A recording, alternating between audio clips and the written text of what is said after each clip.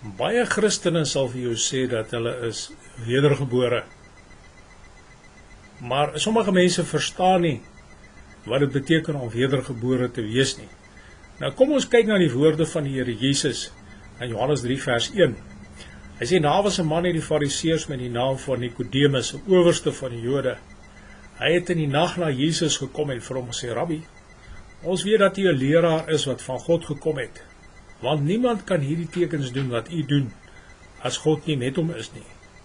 Maar Jesus antwoord en sê vir hom, voorwaar ek sê vir jou, as iemand nie weer gebore word nie, kan hy die koninkryk van God nie sien nie. En daarin lê die sleutel. Kom ons lees vers 4. Nikodemus sê vir hom, hoe kan 'n mens as hy oud is weer gebore word? Hy kan tog nie 'n tweede keer in die skoot van sy moeder ingaan en weer gebore word nie? Jesus antwoord hom, voorwaar ek sê vir jou, as iemand nie gebore word uit water en gees nie, kan hy in die koninkryk van God nie ingaan nie. Wat uit die vlees gebore is vlees, en wat uit die gees gebore is gees. Moenie jou verwonder dat ek vir jou gesê het, jy moet weer gebore word nie. Die wind waai waar hy wil, en jy hoor sy geluid, en jy weet nie van waar hy kom en waarheen hy gaan nie. So is elkeen wat uit die gees gebore is. Nou die kenmerk van 'n persoon wat waarlik weer gebore is 'n volle besef dat Jesus Christus is die koning, hy is die opperheer van jou lewe en van alles wat bestaan. As jy nie Jesus ervaar as die koning nie, as die absolute Here nie, dan kan jy nie die koninkryk van God sien nie, dan kan jy dit nie begryp nie, want dit is waaromtrent dit gaan. Dit is dat Jesus is Here, en as Jesus nie die Here van jou lewe is nie, die absolute koning van jou lewe, en alles wat hy sê tel, dan verstaan jy nie wat dit beteken om weer gebore te wees nie. Jy kan nie die koninkryk van God sien nie.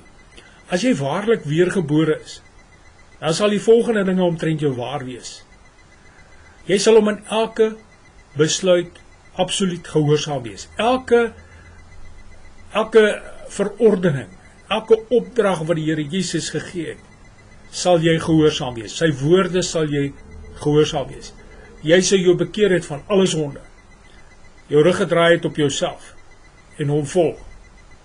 Jy sou in gehoorsaamheid aan hom jou laat doop het in water tot vergifnis van sonde. En jy sou heel moontlik al reeds die dooping in die Heilige Gees ontvang het, of al reeds die Vader daarvoor gevra het. Want Jesus sê dat as jy nie uit water en gees gebore is nie, dan kan jy in die koninkryk van God nie ingaan nie. En verder sal jy gelei word deur die Heilige Gees en nie deur jou eie gedagtes en jou eie insig nie.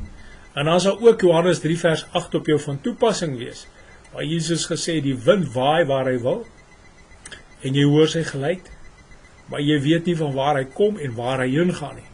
So is elkeen wat uit die Gees gebore is. Dit is wat wedergeboorte beteken. Niks anders nie, niks meer, niks minder nie, as dat Jesus die absolute koning en die laaste sê in jou lewe het. Hy is die baas, hy is die koning. Alles is onderworpe aan hom. As jy nog steeds self stewig aan beheer van jou lewe is, en jy het jou nie totaal onderwerp aan die heerskappy, die koningskap van Jesus Christus nie, dan is jy heel waarskynlik nog nie weergebore nie. Die Here seën nie.